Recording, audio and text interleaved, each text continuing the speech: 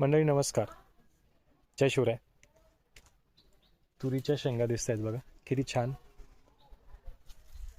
काही महिन्यापूर्वी एक बी लावलं असेल आणि त्या बियापासून एकदम छान अशा भरगच्च तुरीच्या झाडाला या शेंगा लागल्या आहेत. म्हणजे धंदा प्रॉफिटेबल आहे, शेती प्रॉफिटेबल आहे. पण एक बियापासून जसं मका लावला जातो, गहू लावलं जातं, ज्वारी लावली जाते आणि उत्पादन घेतलं जातं शेतामध्ये.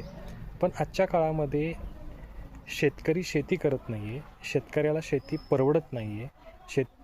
आजच्या काळात शेतकरी आत्महत्या करतो आहे. तर त्याचं नेमकं काय कारण असेल? प्रॉफिट देणारा हा व्यवसाय आहे शेती, तर शेतकरी का बरं आत्महत्या करत असेल? शेतीपासून का वंचित राहिला आहे? जर शेतकऱ्यानं शेती केलीच नाही तर आम्ही लोकांनी काय खायचं? हा मोठा गंभीर प्रश्न आहे. कमेंटमध्ये मला नक्की सांगा की शेतकरी शेतीपासून वंचित राहू लागला आहे तर त्याचे परिणाम काय होतील? आणि शेतकरी आत्महत्या करू लागला आहे, शेतकऱ्याला शेती का परवडत नाही आहे? कमेंटमध्ये सांगा. त्यावरती आपण काही व्हिडिओमध्ये चर्चा करूयात. भेटूया पुढच्या व्हिडिओमध्ये. जय महाराष्ट्र, जय शिवराय. काळजी घ्या.